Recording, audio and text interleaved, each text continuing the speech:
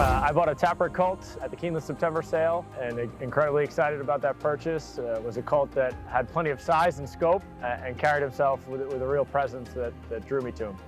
I bought a Tapper colt out of Black Coronas at the Phasey 10th and July sale, out of a Curlin mare, big beautiful horse. We're real excited about him coming up in the spring. Taprit, standing at Gainesway. Hi everybody, Dan Illman, Mike Beer, two graded stakes races on tap at Aqueduct on Saturday, including an intriguing Kentucky Derby prep. Race number 10 to conclude the card is the Grade 3 Gotham. We're going a one-turn mile, and our coverage is presented by Gainesway. Let's take a look at this field. It's really an interesting race, Mike, where we'll separate whether some of these horses will go on to more distance-inclined prep races like the Wood Memorial, or whether there'll be more sprinty types, horses that are running races like the Bayshore or the Woody Stevens, or maybe even the H. Allen Jerkins at Saratoga. Yeah, I think that could be the key to this race, to see who, they're meeting at the right distance, I guess, Dan, the one-turn mile, but it's very unclear at this point how far some of these horses really want to go. There's potential in here. No stars yet. Most of these horses have a lot to prove at this point, but there's some potential in here. Our coverage again is presented by Gainesway, home of Spun to Run. If you like miler ability, this horse had it in spades. He won the Breeders' Cup Dirt Mile by open lengths. This race wide open, as you see from the morning line, wide open from a pace standpoint. The pace should be pretty quick, you would think, Mike. And Timeform US agrees. Fast-paced red bar situation. Several of these horses stretching out in distance. Several of these horses are front runners, but several of these horses have also been controlling moderate paces in their recent races. I think Dean's List has to try to make the front. Yeah, I think Dean's List is going to go Rockefeller. It seems like a forwardly inclined horse from the outside, shipping back in for Baffert. There are other horses in here who feel like, at least so far, want to be forward. I thought this pace could get fast. The number one, Runnin' Son of a Gun, looks like a really interesting claim, and he was claimed out of his first two races. He is a gun runner half-brother to My Conquistador. He won the Grade 1 Alcibiades over a synthetic surface. So distance shouldn't be an issue for Runnin' Son of a Gun as he stretches out for the first time. He's seeking his third consecutive win. Let's watch his first start off the John Toscano claim on January the 27th. This race going 6 furlongs. He got a nice trip under Dylan Davis. Saved ground, gets outside the leader, runs on by. This is a big step up in class.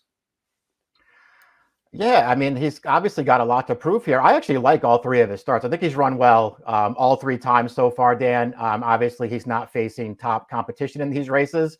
But he looks like a pretty good little horse. Taking a big step up here. He's also got to stretch out in distance. It's a race with some pace, and he's shown that he can sit and make a run. So I guess that's okay for him. I don't love him in here. He's a very big price. I didn't think he was necessarily hopeless, but it's a pretty tall order.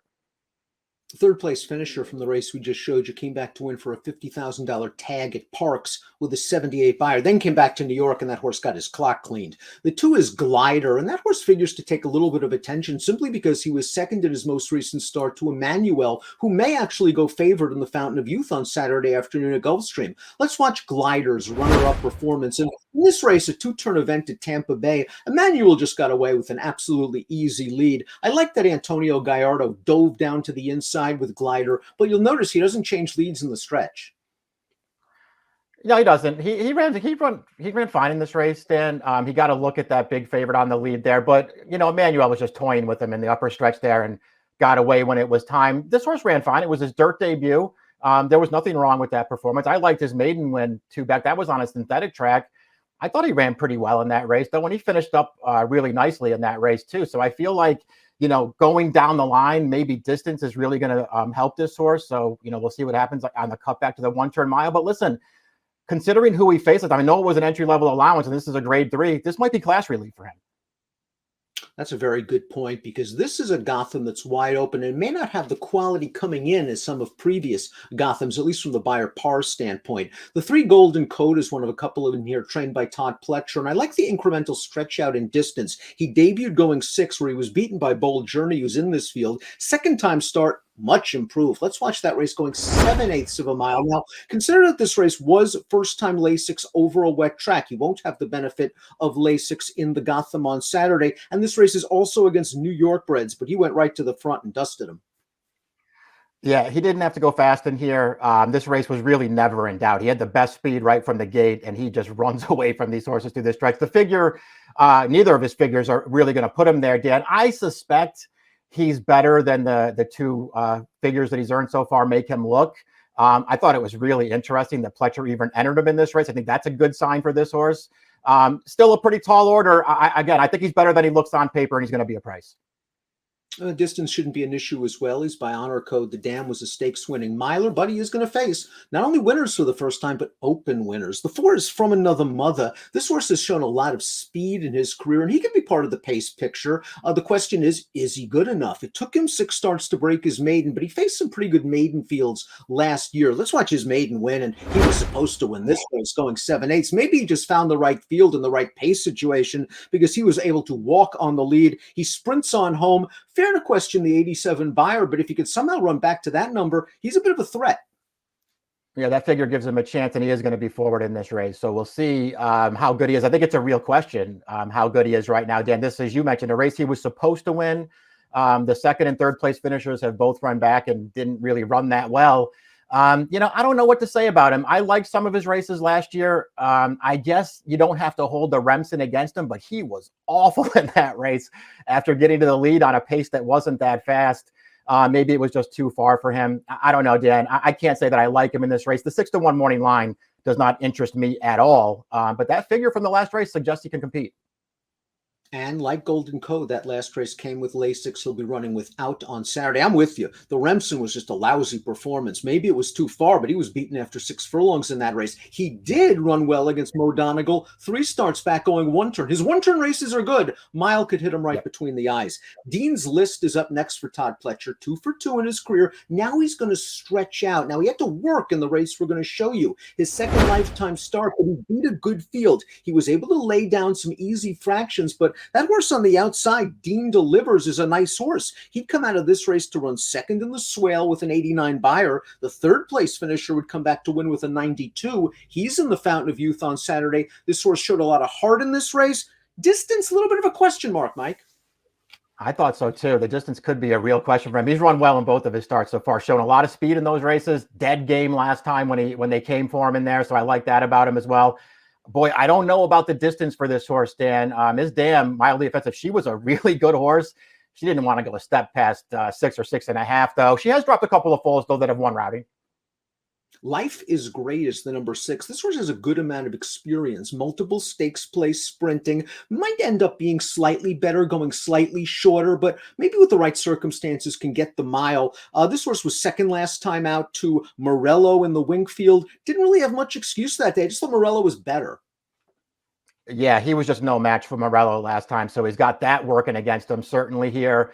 He did have a little of an excuse 2 starts back when he lost as a heavy favorite in Laurel. He didn't get a great trip that day. Not that it was a great performance either. I don't know, Dan. He's got that maiden win that sort of puts him on the cusp of being a contender in here, but I think he's in pretty tough.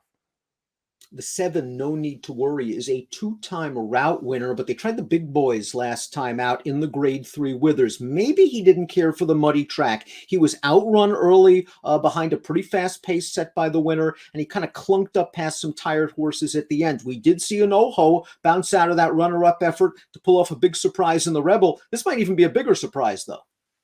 Yeah, it might be. I mean, he got a very similar trip to Unoho in that Withers, too. They were both outrun. Neither one of them lost a ton of ground around the turn.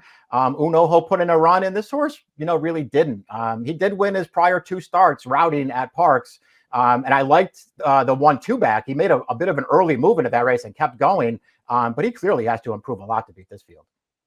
New York bred, bold journey, still learning. He's got all the pedigrees. A hard-spun half-brother to Cigar Mile winner, American Revolution. Now, this might be considered a disappointing loss in the Gander against New York breds last time out. Let's watch this race going a mile. Now, he was stretching out off a couple of 6 furlong efforts. Mike, he's got this race in the bag, doesn't he?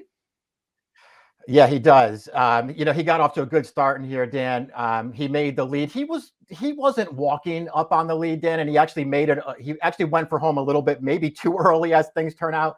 Look how tired he is at the end of this race, though. Inside that final 8th, you could just tell that he was out of gas, and it was going to be a struggle for him to hold on. As it turns out, he couldn't hold on. It's a disappointing loss. I don't necessarily feel like it precludes him from winning this race. I mean, he's run well in all three of his starts so far. He's just got to learn to ration his speed, I guess. And I think that's going to be key. And I think Billmont is going to instruct his jockey to be a bit more patient this time around. I wouldn't be surprised if he's like, there's a lot of speed in here. Let him go, get in the clear in the second flight. Let's rate and make one run and try to teach Bold Journey something in here. He could be interesting bounce back candidate. Morello's the 9. He's done nothing wrong from 2 sprint starts. Let's watch his victory. Very impressive one at that. And the Jimmy Wingfield, another horse that's just incrementally moved up in distance from 6 to 7. Now he'll go the mile. It shouldn't be a problem. He's used his tactical speed in this race beautifully to park himself on the outside. And once he made the lead, he draws off. He's professional. He's very likable, Mike. Yeah, he is. I agree with all that stuff because he actually has some speed, but he's just a really handy horse. In both of his races, he was content to just sit off of other horses early. So far, Dan, he's 2 for 2 when he hasn't really gotten down to serious business either time yet. It feels like there's a ton of upside with this horse. And like you, I didn't feel like the mile was going to be a problem for him at all. And unlike some of the other horses in this race who've accomplished some good things, but has done so while on the lead, this is a horse that's very comfortable sitting off of horses and passing them. Just note the debut. You can click on the short comment and formulator and just watch. He broke very badly that day and then recovered quickly, showed good agility to get into the hunt. Rockefeller might wind up a slight favor over Morello. We'll see at post time. He is a Bob Baffert trained graded stakes winner over course and distance. That was the Nashua 2 starts back. Last time out, he faced a more fancied stablemate. Let's watch the grade 3 sham at Santa Anita, a race won by Newgrange, who would bounce out of this race to win the Southwest at Oaklawn with an 89 buyer. Rockefeller wasn't really very aggressively ridden in this race. They kind of just gave the lead to Newgrange, and he chased around the track. The horse obviously has credentials. I have to admit, I'm not a huge fan. Yeah, me either. I mean, I feel like if you're going to go back to him here, you're just going to have to be of the belief that the 1-turn mile is just way better for this horse. And his 2 2-turn starts, the 2 losses, he didn't finish at all either time. Not that he was supposed to beat Corniche in the American Pharoah, but he was just going up and down late in that race. Even that sham last time, Dan, I agree with you that they were probably less aggressive than they needed to be and turned Newgrange loose, but he wasn't finishing at all at the end of that race, and he almost got caught for a second. I thought his Nashua was fine, but he's a horse who holds no edge on this field. He's got a lot of speed to his inside, and he wants to be forward. And it feels like he's going to be a short price. I wanted other horses. I agree. I tend to think you're right in that this shorter distance of the 1 turn is going to work for him. His dam was a very good sprinter. Dance to Bristol, I think, was a grade 1 stakes winner. So we'll see with Rockefeller. I just think he might be a little bit undervalued. Let's take a look at our top picks for the Gotham. I had just a tough time in this race. I think From Another Mother's going to drift in price. I wonder how they're going to play the break with several of these horses, stretching out, figuring there's a lot of speed. Maybe From Another Mother can get up close. I'm looking for this horse to at least try to crack the board at a decent price. But Morello, the number 9, Mike, to me, a lot of upside potential. I think he could drift a little bit off David's morning line. Yeah, well, it'll be interesting to see how they bet this. I had no idea how they're going to bet it. He's got to take some money in here, though. I feel like anybody who's seen his first 2 starts realizes that he's pretty good. I don't know. I don't love him, Dan. I didn't love anybody in this race. I just felt like he was going to get a good trip, and I just feel like there's better to come for him. I really like his first 2 starts. Just such a tough race overall. Tough for David to make a line. Made Morello the favorite over Rockefeller. Tough to handicap. Tough from a pace perspective. Mike's going 9, 2, 10, 3. I'm going 4, 5, 2, and 8 in the grade 3 Gotham. It's the featured race at Aqueduct on Saturday, and our coverage is presented by Gainesway.